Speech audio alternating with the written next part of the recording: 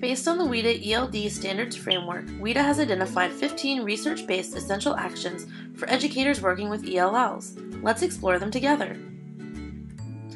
As you watch the video, please rate yourself as honestly as possible on your implementation of each of the 15 actions using the survey you received.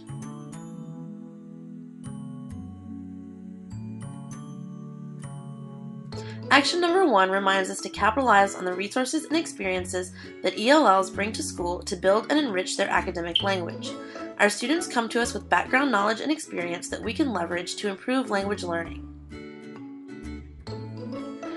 Action 2 encourages us to analyze the academic language demands involved in grade level teaching and learning. This allows us to plan opportunities for students to interact and communicate using content-specific language.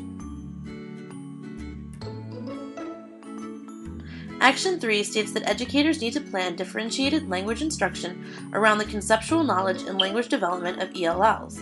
It's key to know student proficiency levels and academic ability to plan appropriate instruction. Action 4 reminds us that we need to connect language and content to make learning relevant and meaningful for ELLs. Learning the language of the content they're studying translates to higher academic achievement for English language learners. Action 5 encourages teachers to focus on the developmental nature of language learning within the grade level curriculum. This is a key step in selecting the most relevant instructional practices and learning topics when working with English language learners. Action 6 states that teachers need to reference content standards and language development standards when planning for language learning.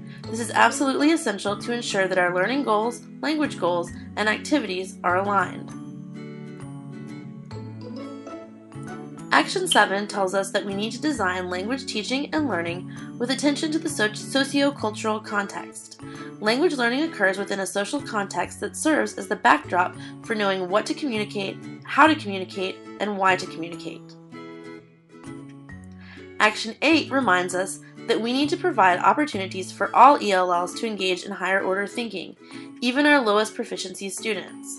The relationship between critical thinking and language is reciprocal.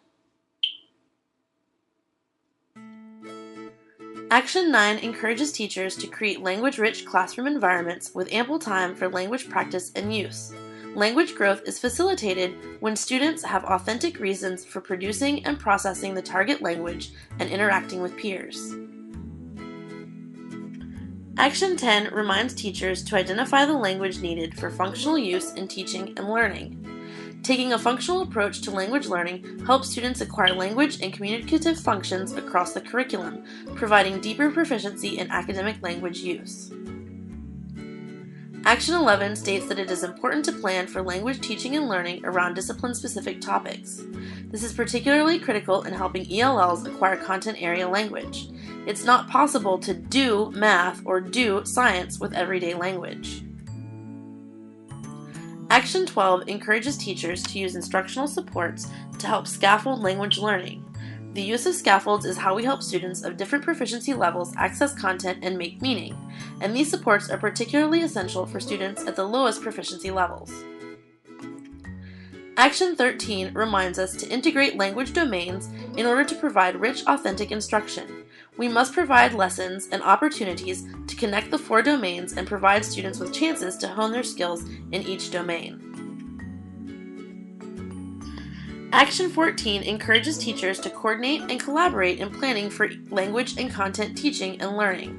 All teachers involved in educating ELLs must understand the relationship between content learning and language learning and be involved in planning learning experiences to foster both. Action 15 reminds us to share responsibility so that all teachers are language teachers and support one another within communities of practice. We all must work together to ensure that our ELLs are getting the best education we can possibly provide. Now it's time to reflect.